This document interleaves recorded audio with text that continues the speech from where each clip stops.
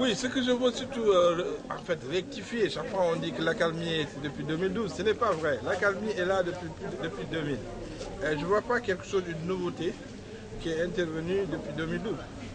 C'est toujours ce qui était là. Les gens ont joué un peu sur l'accalmie. Je disais que c'était de l'inaction qui était faite et qu'on traduisait par le fait qu'il faut toujours conserver le secret dans ces négociations. Alors qu'il n'y a pas de véritable négociation. Alors moi, l'appel que je lance, c'est au gouvernement, c'est très rapidement de prendre des mesures urgentes. Parce que ce conflit a trop duré. Nous sommes dans une léthargie qui ne veut pas dire qu'il y a une action sur le terrain. Il faudrait que les actions se déroulent véritablement avec tous les acteurs du MMDC, que ce soit des négociations inclusives. Mais avant cela, je dis qu'il y avait toujours des préalables. Parce que chaque fois qu'on négociera avec une faction, c'est très bien ce que fait Centre-Judou avec l'aile de Salif Sadio. Mais il y a une frange importante aussi qui est avec César Atoubadian et d'autres qui sont en train de se constituer en groupe. Donc il faudrait que d'abord il y ait ce dialogue inter-MFDC. Je pense que c'est important.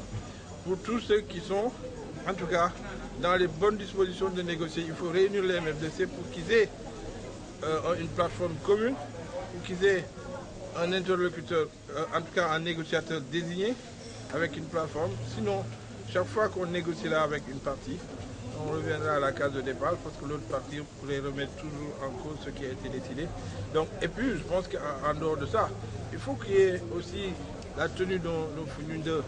Je pense que c'est important de réunir les acteurs, même si dans un premier temps, il n'y a pas cette unité, mais il faut réunir l'ensemble des factions autour du gouvernement pour essayer de prendre des initiatives nouvelles. Sinon, je pense qu'on va se contenter de cette situation de ni paix ni guerre en disant qu'on est en train de négocier alors qu'on ne fait rien. Bon, d'abord, parce que dans le 2012 a commencé, depuis 2012, parce que defuñu dara conflit bi mi ngi éternisé wu nit ñi am na accalmie ñu ne waaye ñu ngi defuñu dara parce que bu ñu defoon ñu leen ko xam.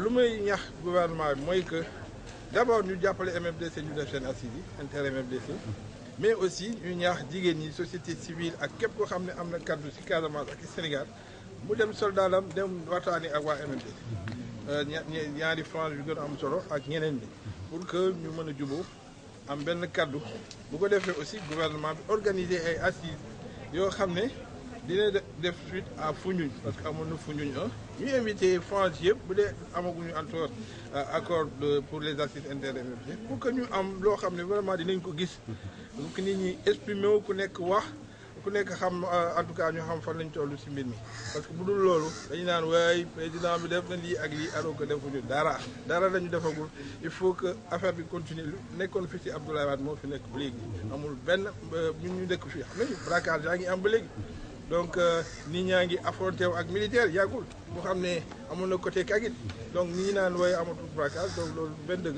il faut que nit ñi continuer mine yaa ngi fii donc il y a beaucoup de problèmes yoo xam ne dañu war a def négocier quelquefois dañu bëgg defal ay tali côté Boutoupa Camaracounda waa MFDC opposé wu donc loolu yëpp ay jafe-jafe la yoo xam ne pour que ñu saafara ko il faut ñu waxtaan ak ñi